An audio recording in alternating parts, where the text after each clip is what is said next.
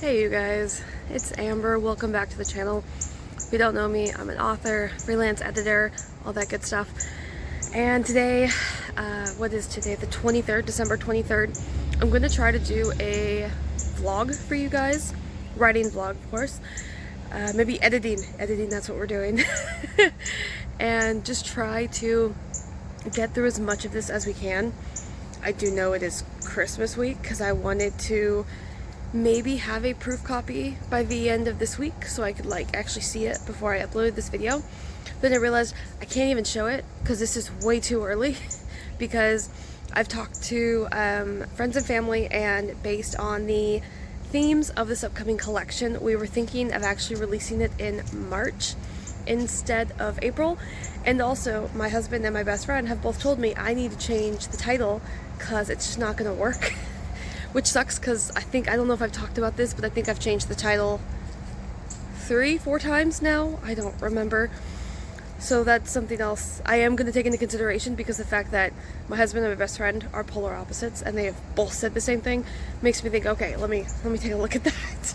So we're just going to kind of hang out today, take you along really quick. I need to rewrite, revise, whatever, self-edit the final section. There's 5 sections in this collection, and I've already formatted half of it into Microsoft Word. For those who don't know, I use Word to format because I am too cheap to buy Atticus. But it works for me because I do poetry, so I think that's really easy. Can I hold it with this hand? Can I? Am I going to be too close to you? It's fine. It's totally fine. This is my shed. Say hi, shed. So, but we're going to be working on that today. Going to take you with me. I'll try to maybe show you some of the pages I've done, maybe pieces I've already uploaded, although I've shared a lot of this, but without context, so we'll see how it goes. Sorry if you can hear Lolo. I've got 3 of the 4 dogs out here right now. So let's go ahead and dive into it.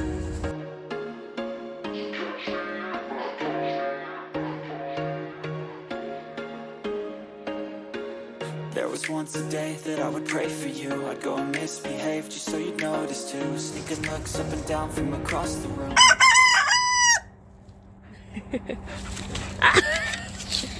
Yes, they're your chickens, huh? Yes, they are. Oh my gosh. Hi, baby girl. Come here. I don't even know if it's going to show you. No. There you are. Good girl. Apparently, I'm taking you guys on a tour of the animals. That is the singular fish.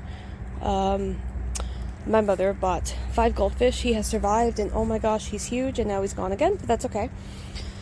But yeah, he's ginormous. I've never seen a goldfish that size. That's in captivity. It's cool.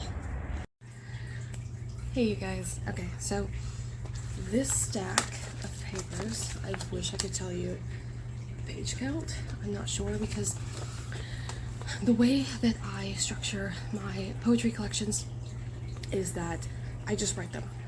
And as I compile a good chunk, we're talking 15 to 20 pieces, I start to see if there are any themes that are kind of overlapping that I can start piece together into sections. So I don't sit down and go, hey, we're going to write a poetry collection that focuses on, death and grief, and just do that. No, this one I knew was going to be focused on addiction, but I didn't know what the sections themselves would be. Same thing with Missed Arrows. I just knew it was going to be petty heartbreak poetry, but I needed that to be divided further down. And I never know how exactly that's going to be divided until I start writing and I see where the pieces take me. Similar to how I write fiction. I always have a plot in my head, have pretty much a good outline. My outlines are usually 3-4 pages long, so they're not very detailed, but it's enough that allows me to just let the characters take over the story. If you've been writing for a while, I'm sure you've heard that kind of term, where it's I didn't know what happened, the characters took over. I love doing that with my fiction, but I also let my poetry do that to an extent, and so I have an idea in mind and I just let it go. For this one, the idea was actually, so the original title of this was the title of a poem that is still in it. It just didn't encompass it well enough. So the title shifted. That didn't encompass it well. And actually, that second title is going to be the title for a future one that I have not even started writing because I'm still the idea of what that theme could represent in my poetry is something I do want to explore. It'll just be much later on. So the third title, which I've already said I have to change, is the one that actually encompasses it really well, but I just need to find one that will encompass it well, that will not be confusing, and I will be able to explain more of this when I can actually tell you what the title is. So I just basically write my poems out, and then I break them up into what I think are themes later. For this one in particular, there were 5 sections. Both Daughter of the Bottle and the Ones had 3, and Miss Jarris had 4, so I've never dealt with this many, and so I went ahead, printed it off, and then I basically looked at each one, thought about which one it would work in, and then laid those out, and then organized those into the order that they would be. And now I'm going through it, revising them, and so like this is page 59, the next one's 57, the next is 52. So they all went completely out of order. So once I get them into the Word document, after I go ahead and finish formatting it, then when I get the proof copy, I'm going to sit down and read it through, see how it reads. And from there, we'll determine if something needs to be switched over, if this piece would be stronger in the beginning of a section as opposed to the middle, those kinds of things. So I don't have this. I believe that the Microsoft Word document is around 50 pages, which, considering that this was, I think, 98 when I printed it, I've already taken out 6 pieces, so let's put that down to 92 pages. But that also didn't include the 7 pages of front matter that goes into a paperback, because I always format paperback first. Ebook is easy. That's a second thought later. We focus on paperback because it is poetry. And so this should be, I don't know if it'll be as long as the ones in Miss Arrows, but it will definitely be longer than Daughter of the Bottle, which was right at 96 pages, because it did have fiction. That's Kevin. I don't know if you can hear him in the background. So let me go ahead and show you some of the pieces that I have revised a little bit. So some of them, they were not as heavily edited as others, which I kind of have one over here, and I'll kind of explain how I choose which ones will end up staying. This one is Ode to Nantucket. I believe this is the most recent one on my Instagram. If you follow me on Instagram, I have just been slacking so bad this month, but I'm giving myself some grace because I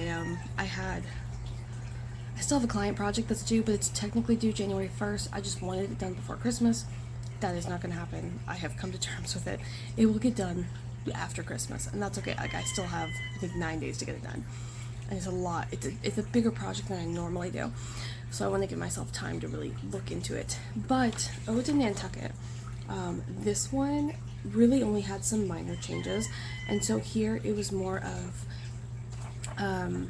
when I was reading it out loud, because that's how I do it. Right when I start to revise it, I read it out loud for the cadence.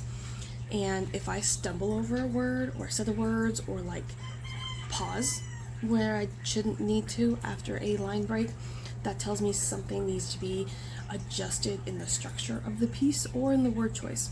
And so here it was simply adding a word back up for each of these lines. Can you even see? Yeah, you could.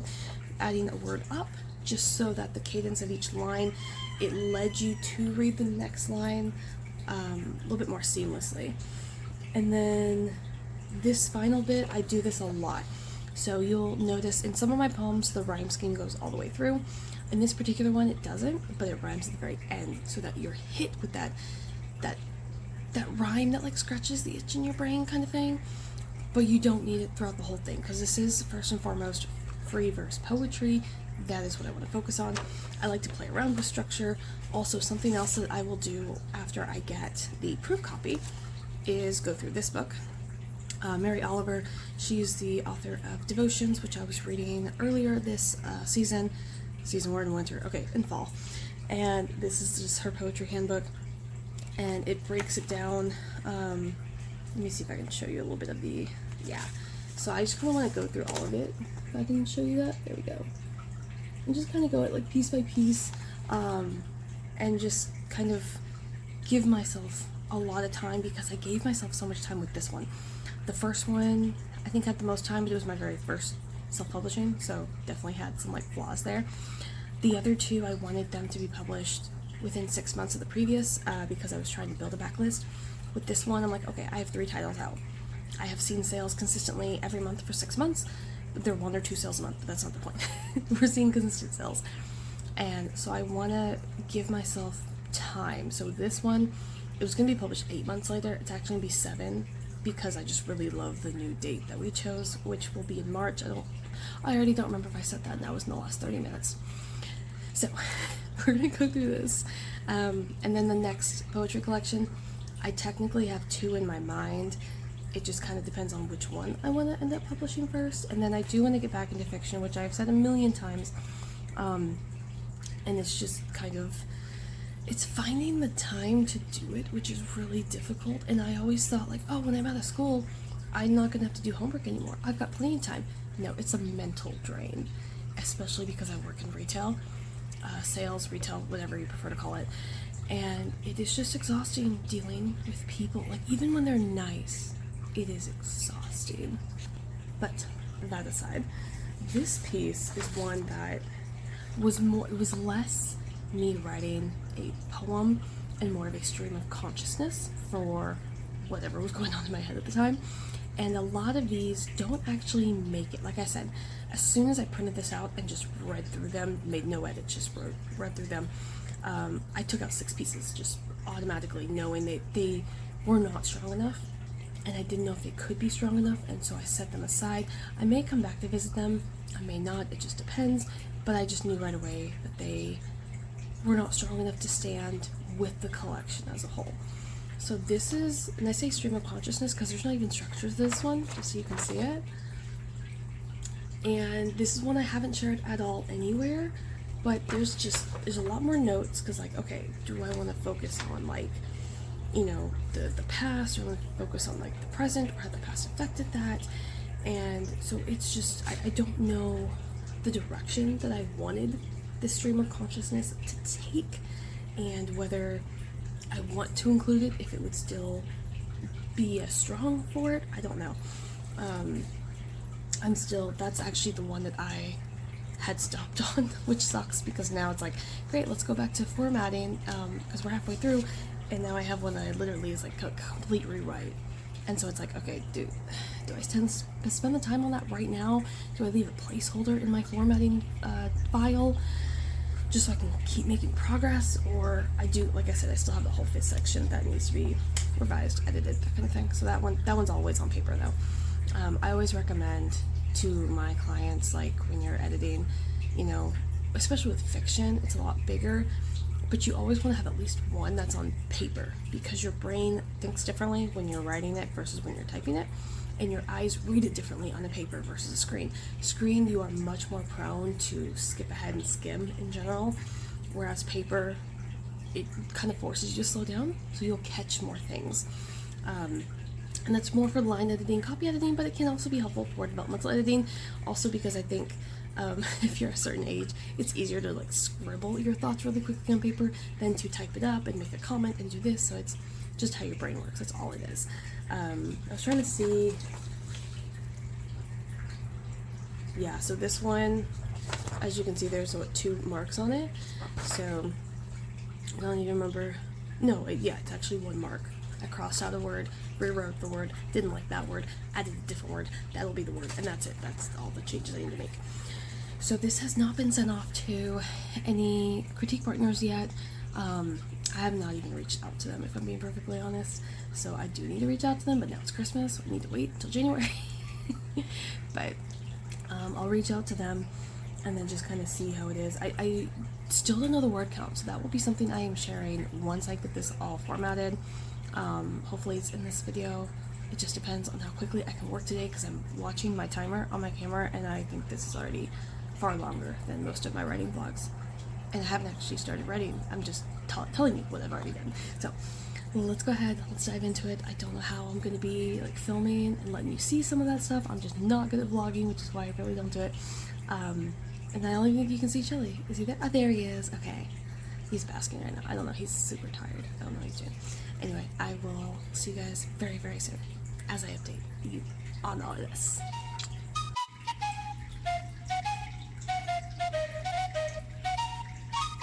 Let's go. I got big dreams. So it is currently 9:10 a.m. We have successfully formatted the first 3 sections, and section 4 is beginning on page 73. And now we're referencing my Chicago Manual of Style, and we are looking for AM and PM because I can never remember it. 9:37 and 9 numbers. I looked in here and I could not find it for the life of me. Okay. 9:37? It's not it, is it? Okay, let's try that again. Just kidding. Yeah, no, I'm not good with Dewey Decimal either, just so y'all know. So this is always what I forget, is this little thing right here. Okay, so lowercase with the dots. Okay, growing up, literally every English teacher I had was like, you can do it anyway, capital letters only, or lowercase no periods, or lowercase with periods. No, this right here. This is what it needs to be. That right there. Just so you guys know. That is also 9.37 in the Chicago Manual of Style. This is the 17th edition, because I'm not buying the 18th because I can't spend another $80 on it right now. Another thing I had to look up in this exact same piece that we looked up for the time formatting is e-reader. Another one, e-reader and ebook. Some people do lowercase e, capital R. Some do uppercase E, lowercase r. Some, whatever. This is actually according to Merriam-Webster, which if you are an American writer, you want to reference Merriam-Webster for anything in terms of spelling or grammar, especially with words like this. So e-reader is actually the version that you need to have. And is my phone? I'm holding my phone crooked. It's fine. Anyway, e-reader. That is how you format it. That is how you stylize it. That is how it should be in, apparently ebook is also hyphen. You will not see that on my social media, but that's how it should look in your book.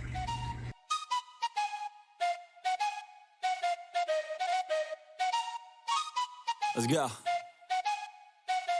I got big dreams, I'ma do big things. Yeah, you see me on the big screen looking so clean. I don't move slow, I move fast, right past anybody taking life for granted. Yeah, that's too bad. I'd be grateful for everything that I have. You only got this life, you don't get it back. Make the most of it, become the best that I can. Everybody look at me, I got a plan.